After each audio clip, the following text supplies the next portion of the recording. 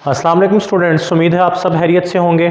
आप लोग जानते हैं कि हम लोग चैप्टर नंबर 4 पढ़ रहे हैं और चैप्टर नंबर 4 का आज लेक्चर नंबर 3 है और इसका आज हमने जो टॉपिक अंडरस्टैंड करना है बहुत इंपॉर्टेंट लॉन्ग क्वेश्चन है और कई बार ये बोर्ड के एग्जाम में पूछा जा चुका है। टॉपिक का नाम है work done by gravitational field के ग्रेविटेशनल फील्ड। अब चूंकि ग्रेविटेशनल फील्ड जो है, जब भी कोई ऑब्जेक्ट उस फील्ड के अंदर होगा तो उसके ऊपर एक फोर्स लगेगी जिसे आप फोर्स ऑफ ग्रेविटी का नाम देते हैं। तो जब भी ऑब्जेक्ट के ऊपर फोर्स ऑफ ग्रेविटी लगती है और ऑब्जेक्ट मूव करता है तो कुछ वर्क होगा, तो हमने उस ग्रेविटेशनल फील्ड या ग्रेविटी की फोर्स से होने वाला जो वर्क है उसको कैलकुलेट करना। अब इसके लिए जब आप ये टॉपिक देखते हैं तो सबसे पहले आपको ग्रेविटेशनल फील्ड का पता होना चाहिए कि ग्रेविटेशनल फील्ड का मतलब क्या है। ग्रेविटेशनल फील्ड को आप पीछे भी छोटी क्लासेस में भी पढ़ के आ रहे होते हैं। इसको हम इस तरह से डिफाइन कर रहे होते हैं कि ये अर्थ के अराउंड में वो रीजन है, वो स्पेस है कि उतने रीजन उतने स्पेस में अगर कोई दूसरा ऑब्जेक्ट आ जाता है तो अर्थ उस ऑब्जेक्ट के ऊपर एक फोर्स एक्सर्ट करती है। अब अर्थ जो फोर्स लगाएगी डेफिनेटली वो अट्रैक्शन की फोर्स होगी। तो जब भी किसी ऑब्जेक्ट जो है वो अर्थ के करीब उस रीजन में, उस एरिया में आ जाए कि अर्थ उस ऑब्जेक्ट के ऊपर अपनी अट्रैक्शन की फोर्स एक्सर्ट कर सके, तो राउंड द अर्थ वो जो रीजन या वो जो स्पेस बनता है उसको हम नाम देते हैं ग्रेविटेशनल फील्ड का। जैसे देखें, ये सपोज किया गया है कि ये हमारे पास अर्थ है, तो अर्थ के गिर्द ये जो मैंने डॉटेड लाइन ड्रॉ की हुई है ये उतना स्पेस या रीजन बनता है कि इस एरिया में कहीं पे भी अगर कोई दूसरा मैस आता है तो अर्थ उस मैस को, उस ऑब्जेक्ट को अपनी तरफ अट्रैक्ट कर सकती है या अर्थ उस ऑब्जेक्ट के ऊपर एक फोर्स एक्सर्ट कर सकती है। तो ये जो रीजन बन रहा है जिसके अंदर अंदर अर्थ किसी दूसरे मैस के ऊपर फोर्स लगा सकती है, इस रीजन को हम लोग नाम देते हैं ग्रेविटेशनल फील्ड। अब बच्चों ये बात याद रखिएगा कि जब भी कभी कोई ऑब्जेक्ट ग्रेविटेशनल फील्ड में मूव करता है और ये मूवमेंट उसकी वर्टिकल मोशन होनी चाहिए।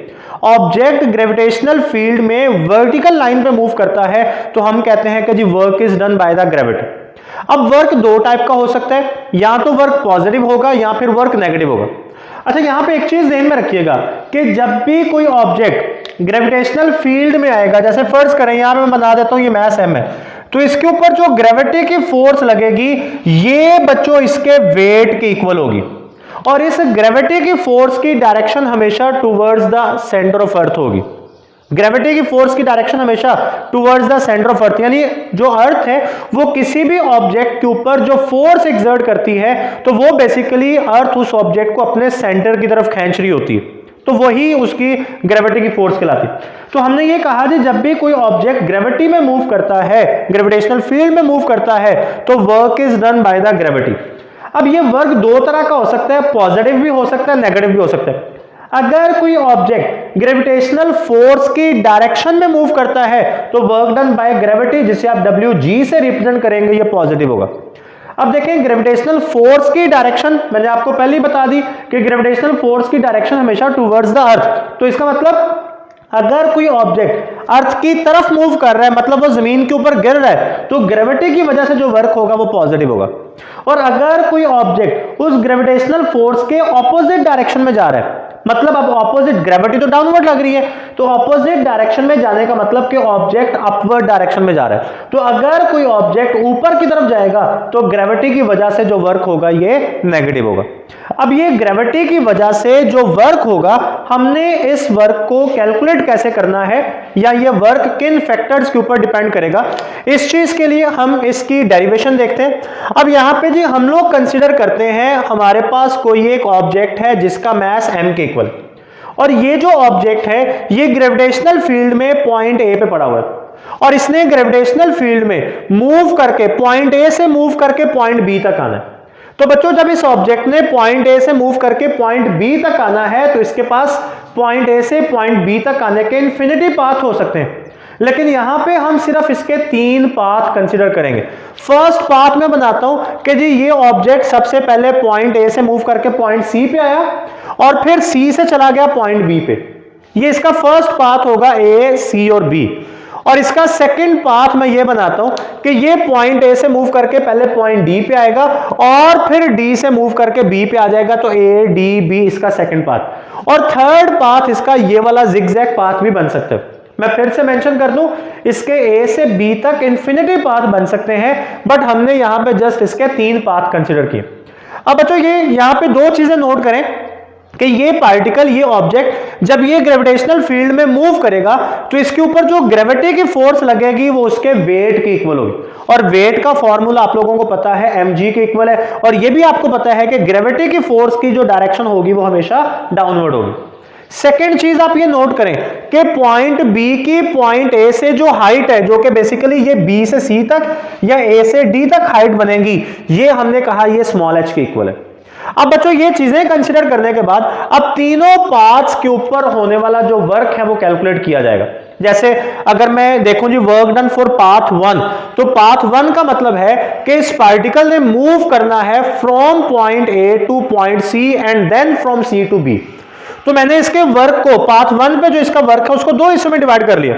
मैंने कहा जी पहले पार्टिकल मूव करेगा फ्रॉम पॉइंट ए टू सी, और फिर तो वर्क निकालूंगा जब वो ए से सी तक मूव कर रहा है तो वो वाला वर्क, और उसमें ऐड करूंगा work done from C to B, यानी जब पार्टिकल सी से बी तक मूव करेगा तो फिर कितना वर्क हो। अब देखिए work done from A to C निकालना है मैंने, तो अब जब ये पार्टिकल ए से मूव करके सी तक आएगा तो ये along the horizontal line move कर रहा है। ये देखें यहां पे इसका displacement along the horizontal line दिखाया गया, लेकिन इसके ऊपर जो ग्रेविटी की फोर्स लग रही है वो डाउनवर्ड है। तो आप देखें तो ग्रेविटी की फोर्स और डिस्प्लेसमेंट के दरमियान जो एंगल बनेगा ये 90 डिग्री बनेगा। तो F G dot D, F G D cos 90। अब आप लोग ये बात जानते हैं कि कॉस 90 जीरो होगा, तो work done from A to C जो होगा हमारे पास ये भी जीरो हो जाएगा। अब इसी तरह work done from C to B अगर आप देखें तो अभी ये पार्टिकल या ये ऑब्जेक्ट यहां से मूव कर रहे हैं अपवर्ड डायरेक्शन में, इसका डिस्प्लेसमेंट h के इक्वल है, और जो ग्रेविटी की फोर्स लग रही है डाउनवर्ड, तो यहां पे अगर आप देखें तो एंगल बन रहा होगा 180 डिग्री।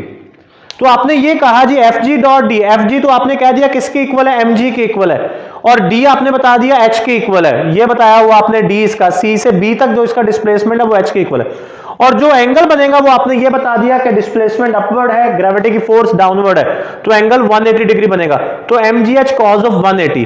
अब ये कॉज ऑफ 180 हमारे पास -1 के इक्वल होगा, तो माइनस साइन बाहर आ गया, तो हमारे पास work done from C to B जो बन जाएगा वो माइनस एम जी एच आ गया। अब ये आपने जो work done from A to C निकाला और जो work done from C to B निकाला, इन दोनों की वैल्यूज आप यहां पे इक्वेशन 1 में पुट करेंगे तो 0 plus into minus M G H, तो work done from A to B जो आपके पास बनेगा वो माइनस एम जी एच के इक्वल बनेगा।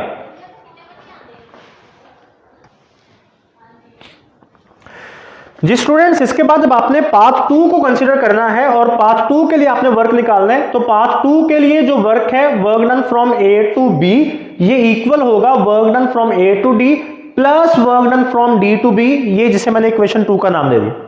अब देखिए work done from A to D, जब ये पार्टिकल पॉइंट ए से पॉइंट डी तक मूव करता है तो इसकी ये मोशन एग्जैक्ट वैसी बन रही है जैसे वो सी से बी तक मूव कर रहा है।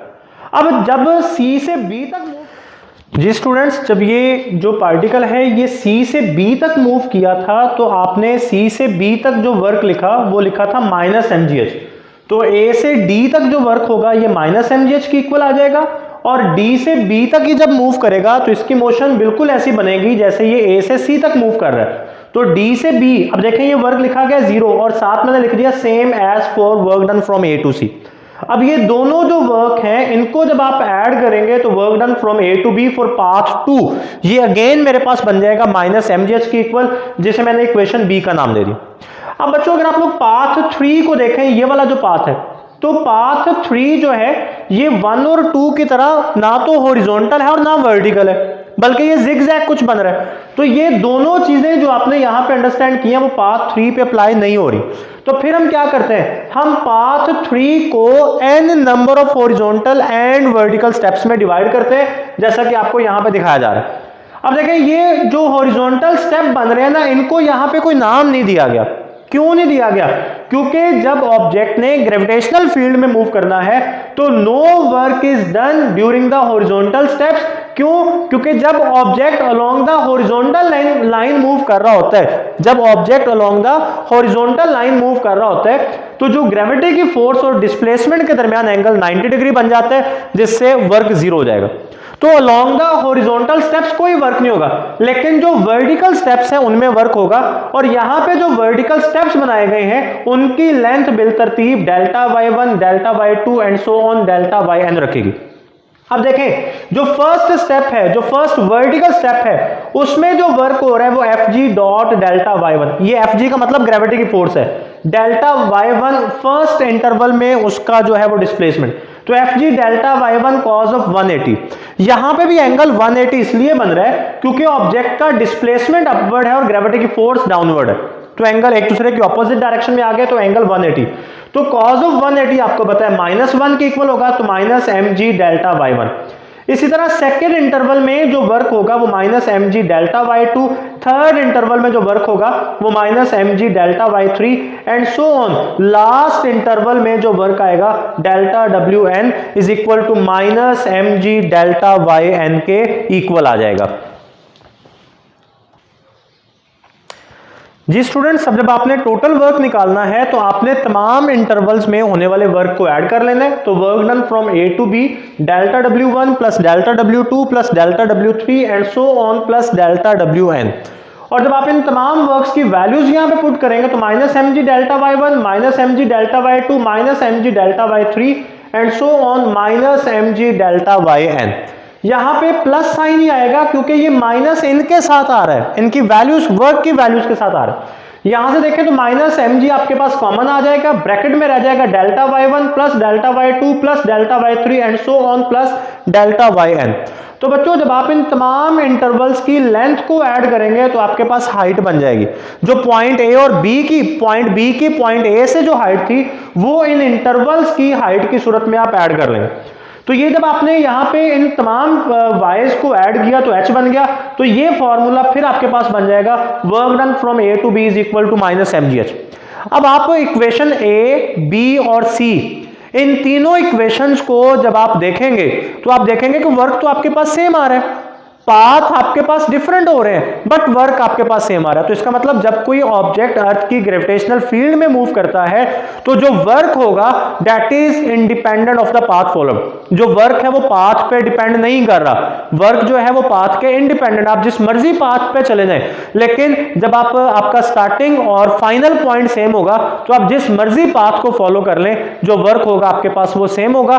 तो एक ऐसी फील्ड जिसमें work done is independent of the path is conservative field, इसको हम लोग कंजर्वेटिव फील्ड का नाम देते हैं। अच्छा बच्चों, फिर आप इसमें एक और चीज नोट करेंगे, अगर आप किसी एक कंजर्वेटिव फील्ड में क्लोज पाथ में मूव करते हैं, जैसे आप पॉइंट ए से स्टार्ट करके पहले आ जाएं डी पे, फिर आ जाएं बी पे, फिर बी से आ जाएं सी पे और सी से वापस आए आप पॉइंट ए पे, तो जिधर से आप चले थे आप उसी पॉइंट पे वापस आ गए, तो इस क्लोज पाथ पे जो वर्क होगा वो भी जीरो होगा। तो बच्चों ये जो हमारे पास अर्थ की ग्रेविटेशनल फील्ड होती है, इसमें चूंकि जो वर्क डन है वो पाथ पे डिपेंड नहीं कर रहा होता और क्लोज पाथ पे जो वर्क होता है वो जीरो होता है, तो अर्थ की ग्रेविटेशनल फील्ड हमारे पास कंजर्वेटिव फील्ड होती है। अब तीन फील्ड्स या तीन फोर्सेस ऐसी हैं जिनका नेक्स्ट पेज पे अगर आप देखें तो साइड पे उसने एक बॉक्स बनाया हुआ है जिसमें अर्थ की ग्रेविटेशनल फोर्स है और जिसमें इलेक्ट्रिक फोर्स है और जिसमें इलास्टिक स्प्रिंग फोर्स है। ये तीनों फोर्सेस कंजर्वेटिव होती हैं, मतलब इन तीनों फोर्सेस का जो वर्क होगा वो इनके पाथ पे डिपेंड नहीं करेगा। लेकिन इसके अलावा अगर आप कोई भी फोर्स देखेंगे तो वो हमारे पास नॉन कंजर्वेटिव होगी, जिसमें सबसे बड़ी एग्जांपल और सबसे अच्छी एग्जांपल फ्रिक्शन की है। फ्रिक्शन की जो फोर्स होती है वो नॉन कंजर्वेटिव होती है, अगर आप पाथ की लेंथ को चेंज करेंगे तो आपके पास जो वर्क डन है फ्रिक्शन की वजह से वो चेंज हो जाएगा। उम्मीद है ये आपको टॉपिक समझ आ गया होगा और आप इसको भी एज एन असाइनमेंट लिख के मुझे सेंड करेंगे। बहुत इंपॉर्टेंट लॉन्ग क्वेश्चन है। अगले लेक्चर तक के लिए इजाजत दीजिए। अल्लाह हाफिज।